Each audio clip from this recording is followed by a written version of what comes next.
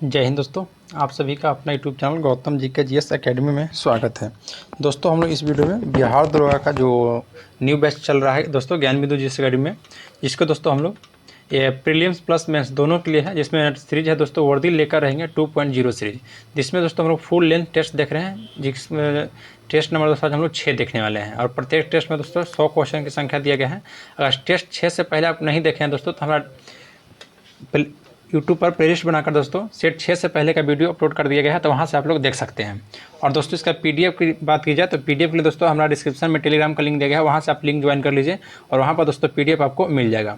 तो प्रतिदिन दोस्तों हम लोग एक टेस्ट देखने वाले हैं। बीच में वीडियो रुक गया था दोस्तों कुछ दिन के लिए, जो कि अब आपको रेगुलर वीडियो मिलेगा। तो आप हमारे यूट्यूब चैनल पर पहली बार हैं तो चैनल को सब्सक्राइब कर लीजिए दोस्तों और बेल आइकन को प्रेस कर लीजिए।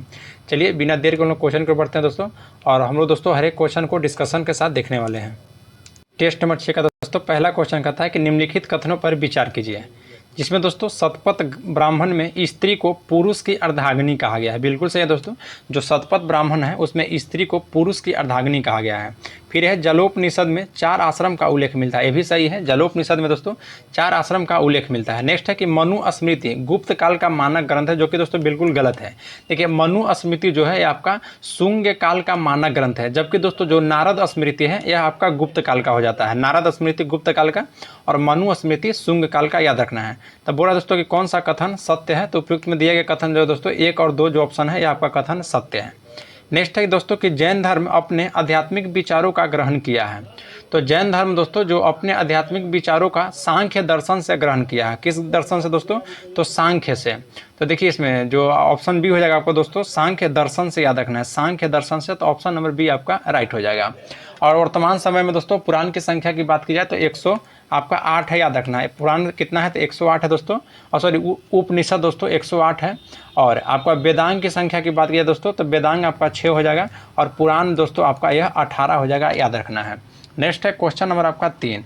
क्वेश्चन 3 क्या कह रहा है, ध्यान दीजिएगा। क्वेश्चन 3 कह रहा है कि तीर्थ नामक अधिकारी का उल्लेख मिलता है। तो जो तीर्थ नामक अधिकारी है दोस्तों इसका उल्लेख किस में मिलता है, तो याद रखना है अर्थशास्त्र में। अर्थशास्त्र में दोस्तों तीर्थ नामक अधिकारी का उल्लेख की चर्चा किया गया है, और उसमें दोस्तों 18 प्रकार की चर्चा किया गया है। नेक्स्ट है कि चंद्रगुप्त द्वितीय ने चांदी के सिक्के चलाए थे।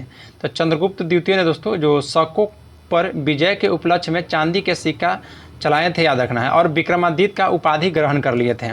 तो शकों पर विजय के उपलक्ष्य आपका right answer option number B हो जाएगा, याद रखना है।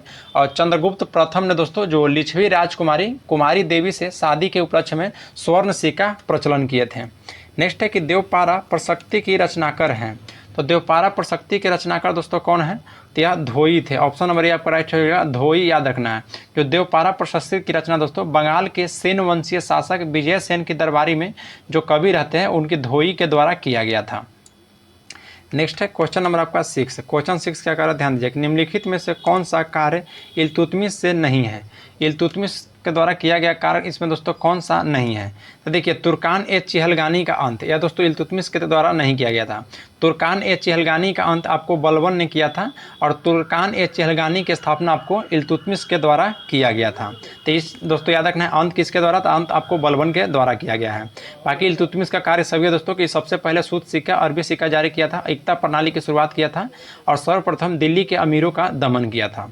नेक्स्ट है दोस्तों कि खानकाह क्या है। तो बताना दोस्तों खानकाह वह है कि जिस स्थान पर सूफी संत निवास करते थे उसे दोस्तों खानकाह कहा जाता था, खानकाह। तो ऑप्शन ये आपका राइट हो जाएगा। नेक्स्ट है कि शाह बुलंद इकबाल के रूप में जाना जाता है। तो शाह बुलंद इकबाल के रूप में दारा शिकोह को जाना जाता है, याद रखना है। किसको, तो दारा शिकोह को। ऑप्शन नंबर सी आपका राइट हो जाएगा। और दोस्तों याद रखना है शाह बुलंद इकबाल जो है यह दारा शिकोह की उपाधि है, और अपने पिता शाहजहाँ के द्वारा मिला गया था। जो शाह बुलंद इकबाल दोस्तों इनके दारा शिकोह के जो पिता है वही इनको उपाधि दिए थे। और दारा शिकोह की एक मूल रचना याद रखना है दोस्तों मजम उल बहरीन। मजम उल बहरीन आपका दारा शिकोह की है। नेक्स्ट है क्वेश्चन नंबर 9। बोलता है कि यह बर्बरता और सभ्यता के बीच युद्ध 1857 की क्रांति के संबंध में उक्ति किस विद्वान की है। तो देखिए दोस्तों 1857 की जो क्रांति हुआ था बोले थे बर्बरता और सभ्यता के बीच युद्ध है, या दोस्तों टी.आर. होम्स ने। कौन बोले थे, तो टी.आर. होम्स ने। और जो डिजरायली की बात की जाए तो डिजरायली बोले थे दोस्तों कि यह एक राष्ट्रीय विद्रोह है, और सर जॉन लॉरेंस और सीले बोले थे कि यह पूर्णतः सिपाही विद्रोह है। सीले कौन बोले थे दोस्तों कि पूर्णतः सिपाही विद्रोह है, याद रखिएगा। नेक्स्ट है कि निम्नलिखित में से कौन सा कार्य लॉर्ड कर्नवालिस से संबंधित है? तो देखिए बोर्ड ऑफ रेवेन्यू की स्थापना, तो बोर्ड ऑफ रेवेन्यू की स्थापना दोस्तों यह वारेन हेस्टिंग्स से संबंधित है। तो आपको लॉर्ड कर्नवालिस से पूछ रहा है तो ये आपका गलत हो जाएगा। बोर्ड ऑफ रेवेन्यू की स्थापना याद रखना है वारेन हेस्टिंग्स से संबंधित है। नेक्स्ट दोस्तों सहायक संधि पद्धति की शुरुआत, तो सहायक संधि पद्धति की शुरुआत दोस्तों फ्रांसीसी गवर्नर डुप्ले के द्वारा किया गया था, जबकि लॉर्ड ब्लेजी के द्वारा दोस्तों इस पद्धति का प्रयोग व्यापक स्तर पर किया गया था। तो ये भी आपका कथन गलत हो जाएगा। फिर बोलता है कंपनी के कर्मचारियों को व्यक्तिगत व्यापार पर प्रतिबंध, बिल्कुल सही है दोस्तों। तो ऑप्शन नंबर सी आपका यह राइट हो जाएगा। फिर है दोस्तों महलवारी व्यवस्था का प्रचलन, तो याद रखना है महलवारी व्यवस्था का जो प्रचलन था दोस्तों वो हॉल्ट मैकेंजी के द्वारा किया गया था और उस समय बंगाल के गवर्नर लॉर्ड हेस्टिंग्स थे, याद रखना है। नेक्स्ट है कि निम्नलिखित में से कौन सा विकल्प सही सुमेलित नहीं है? देखिए एक तरफ पुस्तक है और एक तरफ दोस्तों आपका लेखक का नाम दिया गया है। तो बोलता है कि मेरी कहानी तो के लेखक दोस्तों जवाहरलाल नेहरू है, जो कि बिल्कुल सही है। फिर भारत भारती के लेखक दोस्तों मैथिली शरण गुप्त की रचना है। भारत भारती किसके? तो मैथिली शरण गुप्त की। तो जो है आपका दोस्तों ऑप्शन बी आपका गलत हो जाएगा। तो दोस्तों ये आपका मिलान गलत है। याद रखना है भारत भारती जो है दोस्तों मैथिली शरण गुप्त की है। और भारतेंदु हरिश्चंद्र का पूछेगा तो वह दोस्तों भारत दूरदर्शा जो है कि भारतेंदु हरिश्चंद्र का है। बाकी इंडियन स्ट्रगल आपका सुभाष चंद्र बोस की हो जाएगा और स्वांत कैमुदी राजा राम मोहन राय की हो जाएगी। नेक्स्ट है क्वेश्चन नंबर 12 कि किस आंदोलन के दौरान पठान सत्याग्रहियों पर गोली चलाने से गढ़वाल राइफल से ने इनकार कर दिया था? तो 12 का राइट आंसर हो जाएगा दोस्तों ऑप्शन नंबर डी सविनय अवज्ञा आंदोलन में।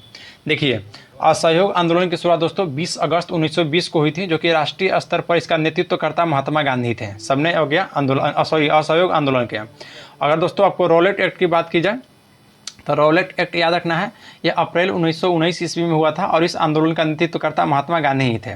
फिर भारत छोड़ो आंदोलन की बात की जाए तो 9 अगस्त 1942 को हुई थी और इसका राष्ट्रीय स्तर पर कोई भी नेतृत्वकर्ता नहीं थे, याद रखना है।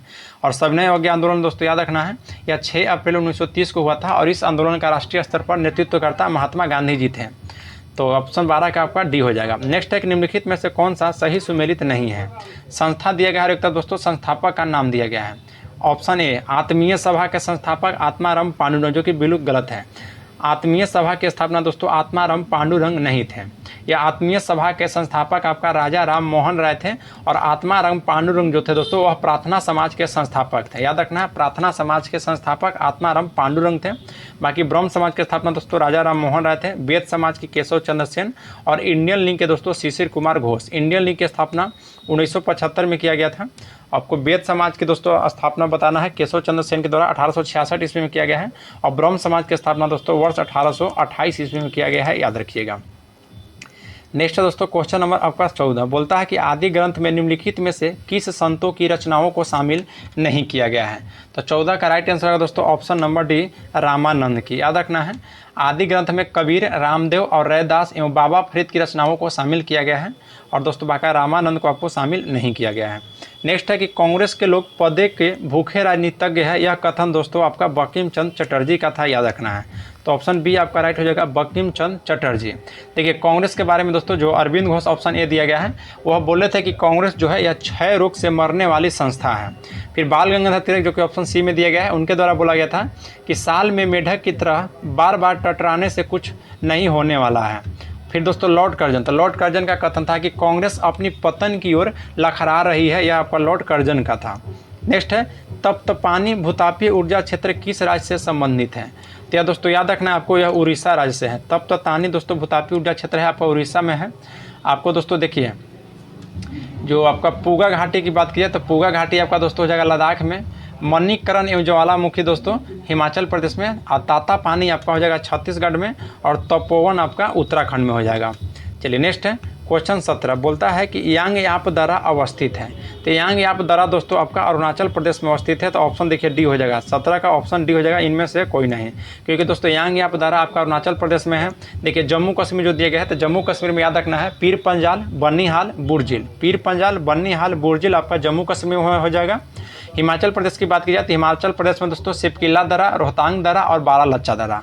फिर आपका दोस्तों सिक्किम की बात की जाए तो सिक्किम में दोस्तों जलेपला दर्रा है और नथुल्ला दर्रा। जलेपला दर्रा और नथुल्ला दर्रा आपका सिक्किम राज्य में है।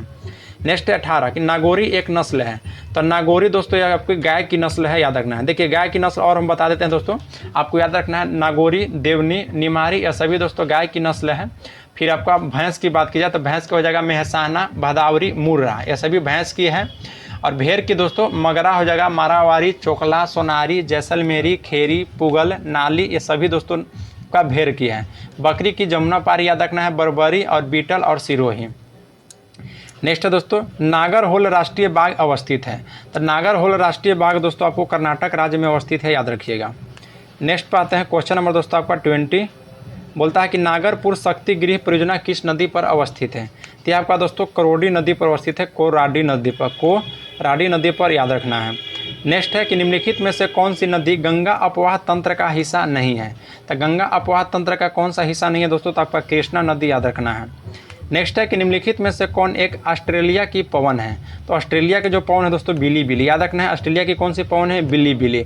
मिस्ट्रल जो पवन है दोस्तों ये आपका स्पेन और फ्रांस का हो जाएगा। बुरान जो है आपका रूस के हो जाएगा। और हबूब दोस्तों आपका सूडान का हो जाएगा। नेक्स्ट है नीलगिरी पहाड़ी स्थित टोडा जनजाति कौन सा पशु को पालते हैं। तो यह दोस्तों आपको याद रखना है जो नीलगिरी पहाड़ी स्थित जो टोडा जनजाति होता है वह दोस्तों आपका भैंस को दोस्तों, तो ऑप्शन नंबर डी हो जाएगा, भैंस को पशु को पालते हैं। पोनंग नृत्य आपका दोस्तों अरुणाचल प्रदेश में अवस्थित है, ऑप्शन ए हो जाएगा।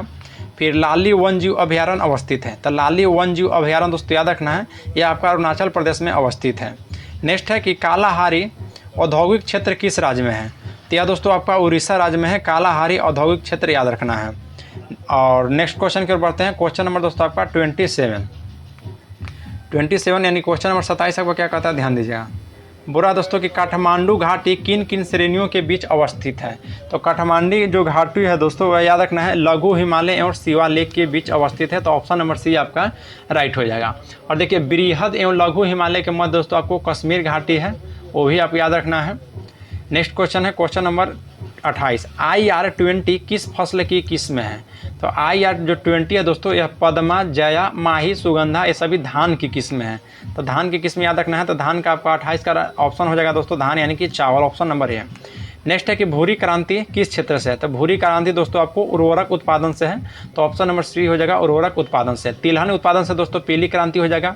और मसाला उत्पादन से गुलाबी क्रांति। और कच्चा तेल उत्पादन दोस्तों आपकी काली क्रांति से हो जाएगा। नेक्स्ट है क्वेश्चन नंबर 30, बोल रहा है कि अंडमान सागर एवं दक्षिण चीन सागर को कौन सी जल संधि जोड़ता है। तो राइट आंसर है दोस्तों ऑप्शन नंबर बी, मलक्का जल संधि याद रखना है, मलक्का जल संधि।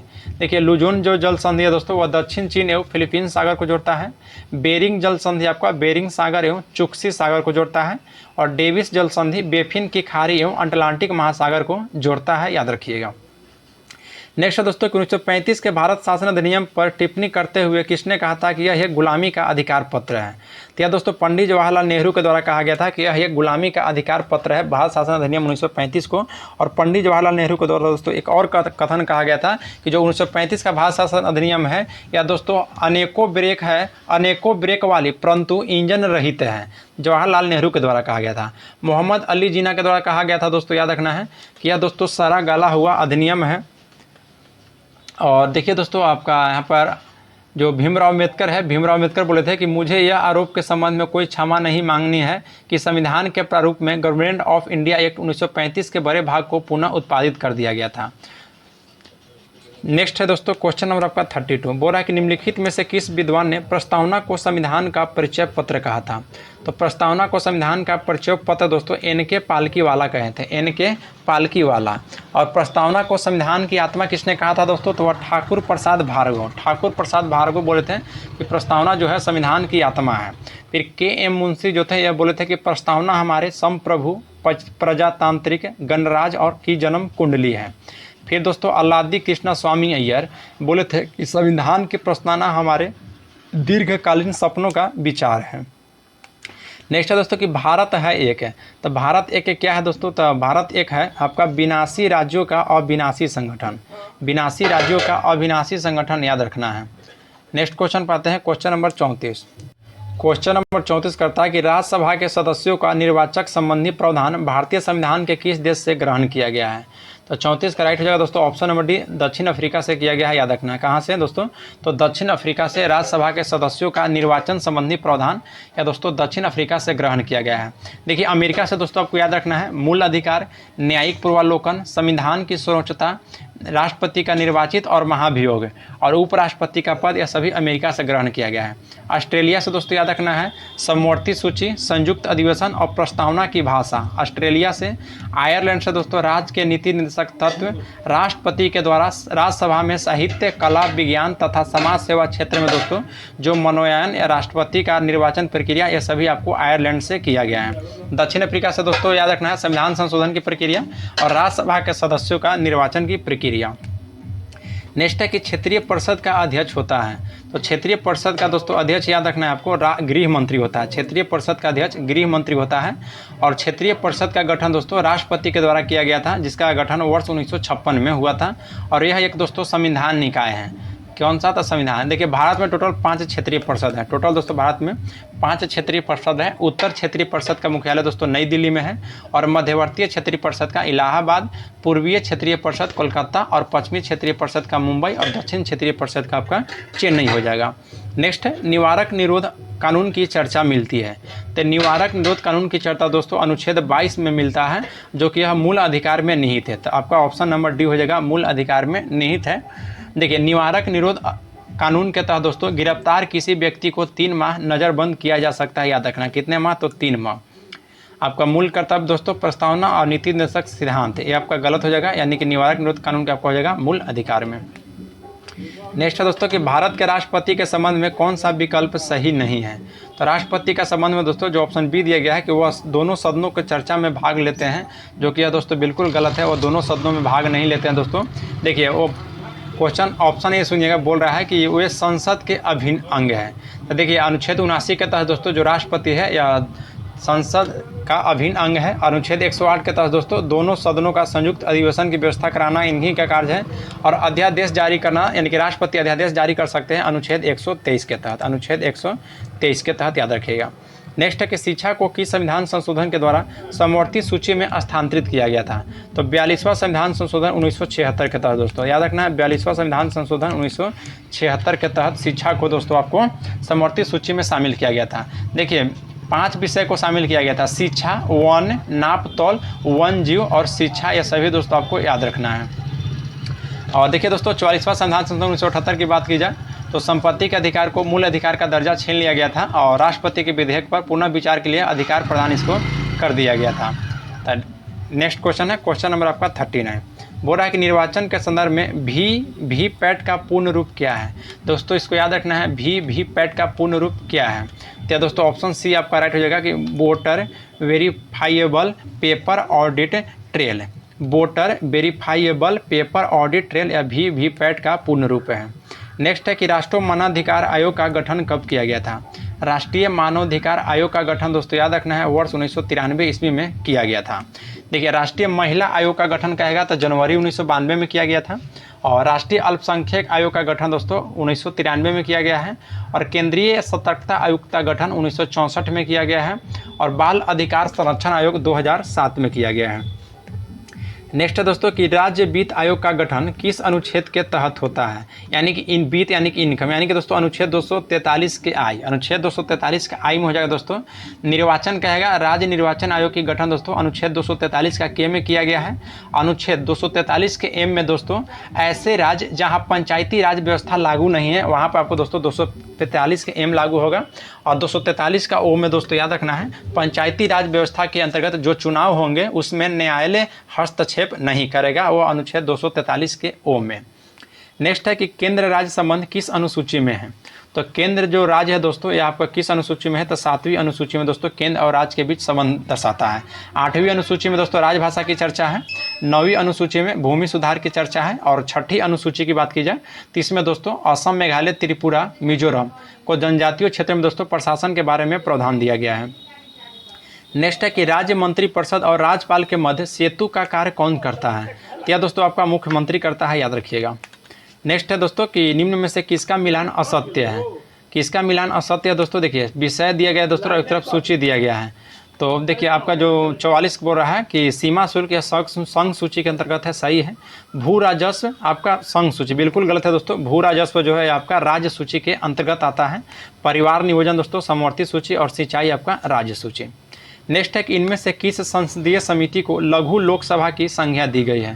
तो लघु लोकसभा की संज्ञा दोस्तों लोक लेखा समिति को दिया गया है।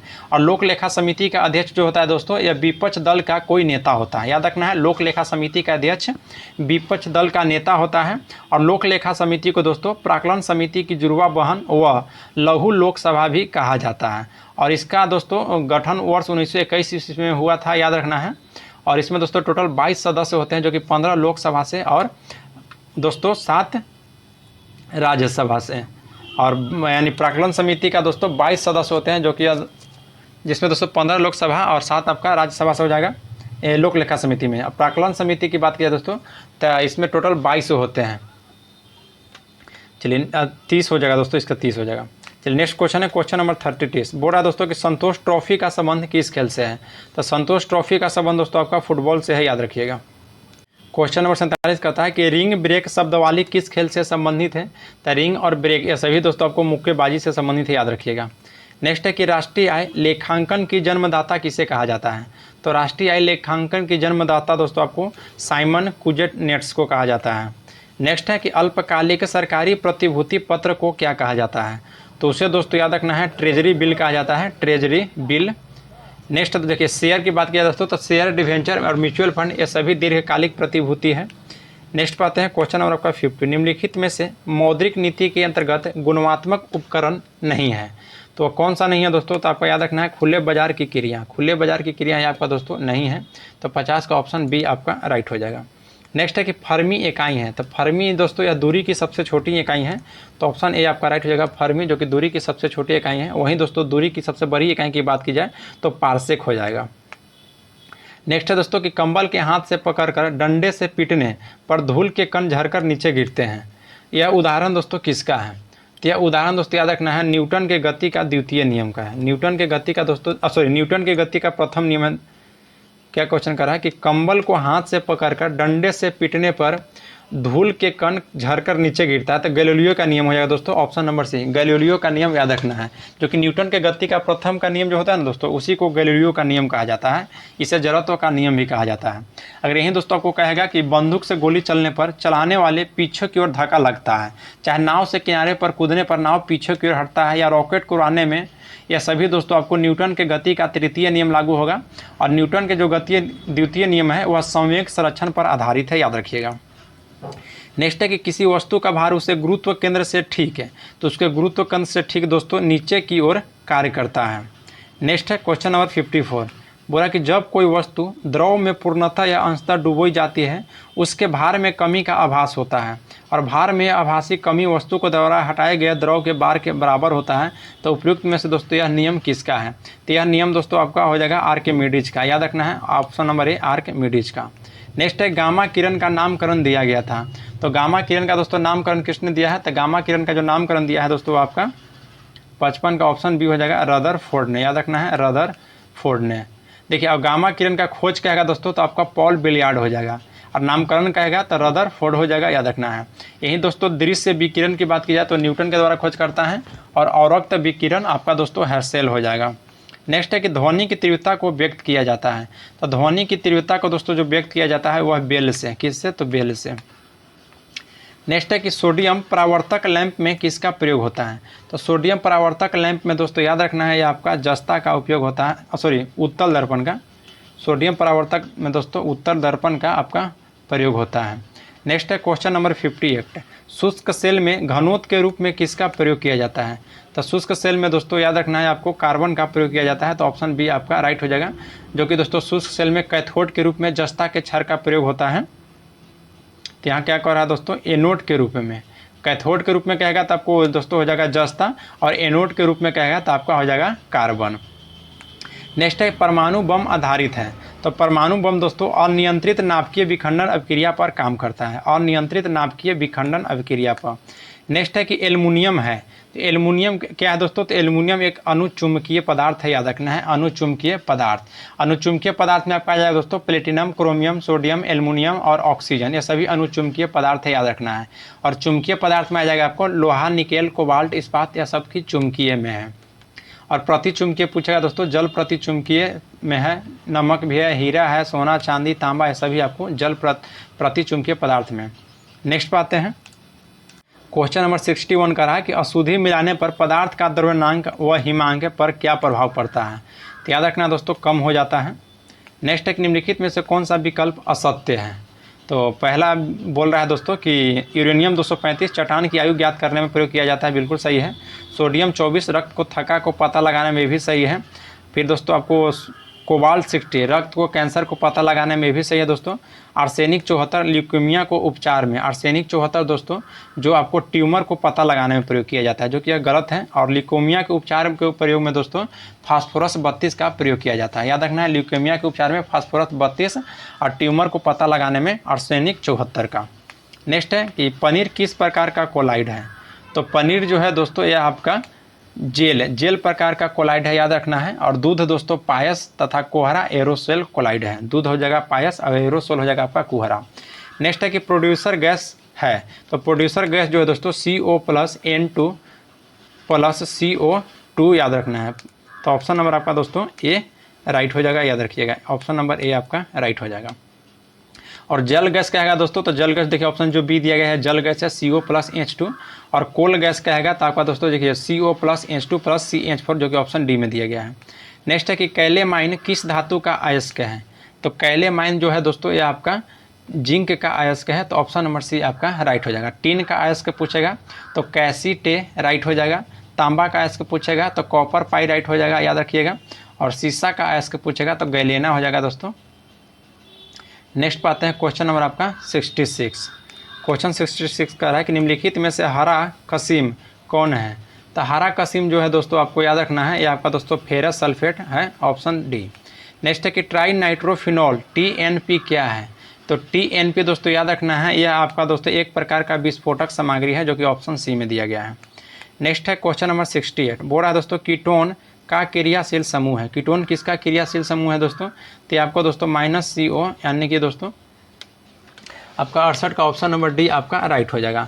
और -OH जो दिया गया दोस्तों ये आपको अल्कोहल का क्रिया समूल है। और -COOH जो कि ऑप्शन सी में दिया गया है, यह कार्बोक्सिलिक अम्ल का है। नेक्स्ट है कि गन मेटल की अवयवी धातु है। तो गन मेटल किसकी अवयवी धातु है। तो यह दोस्तों Cu + G जिंक + टिन है, यानी कि कॉपर जिंक टिन का याद रखना है।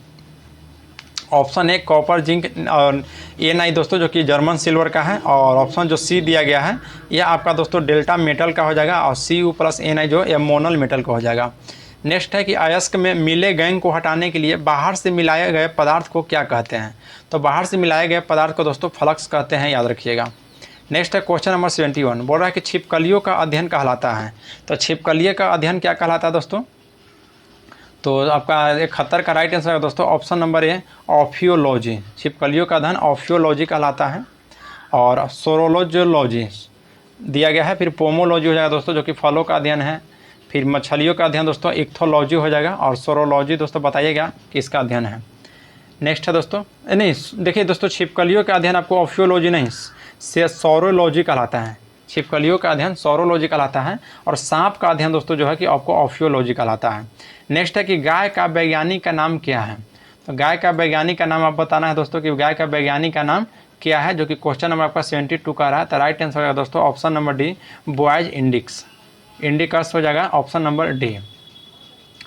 नेक्स्ट है दोस्तों कोशिका का निर्माण जिस क्रिया द्वारा होता है उसमें मुख्य अभिकर्ता कौन होता है। तो कोशिका का निर्माण में दोस्तों मुख्य अभिकर्ता आपका केंद्रक हो जाता है, याद रखना है। मुख्य अभिकर्ता क्या हो जाता है तो केंद्रक। अगर कोशिका द्रव और कोशिका में केंद्रक एवं कोशिका झिल्ली के बीच रहता है, यह आपको बात याद रखना है। चलिए नेक्स्ट क्वेश्चन है क्वेश्चन नंबर दोस्तों आपका 74, उपार्जित लक्षणों की वंशागति किसका भाग है। तो यह दोस्तों आपका जो है लैमार्क का सिद्धांत का है। क्वेश्चन नंबर 75 का रहा है कि 2,4-D यह दोस्तों क्या है। तो 2,4-D जो है दोस्तों ये आपको खरपतवार नाशी है, याद रखना है। नेक्स्ट है कि सार्क किस संघ के जीव है। तो जो सार्क है दोस्तों ये आपका कार्डेटा संघ का जीव है, तो ऑप्शन नंबर बी आपका राइट हो जाएगा। अगर इकाई डर्मिनेटा संघ का पूछेगा दोस्तों तो याद रखना है jelly fish, sail fish, cray fish, silver fish, cuttle fish, star fish, hag fish है, ये सभी दोस्तों इकाई डर्मिनेटा के हैं। और घोंघा और सीपी यह सभी दोस्तों मोलस्का संघ का है। नेक्स्ट है कि लाइपेज नामक एंजाइम का स्राव कहाँ से होता है। तो लाइपेज दोस्तों याद रखना है। देखिए ट्रिक है दोस्तों लात, यानी कि LAT दोस्तों, सॉरी LAT आपको याद रखना है। और ये दोस्तों तीनों जो होता है ये आपका दोस्तों अग्नाशय से होता है। तीनों कहाँ से होता है? तो अग्नाशय से। लात L से हो जाएगा दोस्तों लाइपेज, A से हो जाएगा एमाइलेज और T से हो जाएगा ट्रिप्सिन। यह तीनों दोस्तों अग्नाशय से स्रावित होता है, याद रखना है। और देखिए दोस्तों यकृत से पूछेगा तो हिपेरिन, फाइब्रिनोजेन, ये सभी प्रोटीन का निर्माण दोस्तों यकृत में होता है। और आंतरिक रस का निर्माण आपको छोटी आंत में होता है। नेक्स्ट है पटेला नामक हड्डी कहाँ पाया जाता है? तो यह दोस्तों आपको घुटना में पाया जाता है। ऑप्शन नंबर ए आपका राइट हो जाएगा घुटना में। तो ऑप्शन नंबर ए। आप फीमर कहेगा तो आपको दोस्तों जांघ की हड्डी को फीमर बोलते हैं। और मेलियम, इंकस और स्टेपस यह सभी दोस्तों आपको कान में पाया जाता है। नेक्स्ट है कि राष्ट्रीय एड्स नियंत्रण कार्यक्रम की शुरुआत हुई थी। तो राष्ट्रीय एड्स नियंत्रण कार्यक्रम की शुरुआत दोस्तों आपको वर्ष 1982 ईस्वी में हुआ था, याद रखिएगा। नेक्स्ट है कि टिटेनस रोग को प्रभावित अंग कौन सा है? तो टिटेनस रोग का दोस्तों जो प्रभावित अंग है दोस्तों वह तंत्रिका तंत्र है, याद रखना है। तंत्रिका तंत्र। हैजा का कहेगा दोस्तों तो हैजा आंत को प्रभावित करता है। और क्षय रोग यानी कि टीबी दोस्तों आपको फेफड़ा को, और डिप्थीरिया आपका श्वास नली को। नेक्स्ट है संपर्ण दिवस। तो संपर्ण दिवस जो मनाया जाता है दोस्तों वो आपको याद रखना है या 11 फरवरी को। संपर्ण दिवस 11 फरवरी को मनाया जाता है, जो कि पंडित दीनदयाल उपाध्याय का पुण्यतिथि दिवस है 11 फरवरी को। नेक्स्ट है अम्बेडकर ए मोदी नामक पुस्तक के लेखक कौन है? तो अम्बेडकर ए मोदी दोस्तों आपका हो जाएगा शशि थरूर की। और शशि थरूर के दोस्तों अम्बेडकर ए लाइफ भी है, याद रखना है। नेक्स्ट है ग्लोबल जेंडर गैप सूचकांक में कौन सी संस्था जारी करती है?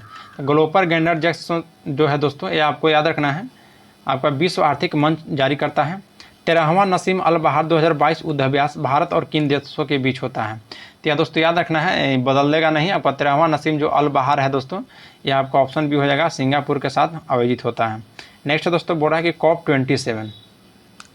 तो COP27 दोस्तों बताइएगा कि संयुक्त राष्ट्रीय जलवायु परिवर्तन सम्मेलन का मेजबानी कौन सा देश के द्वारा किया गया है?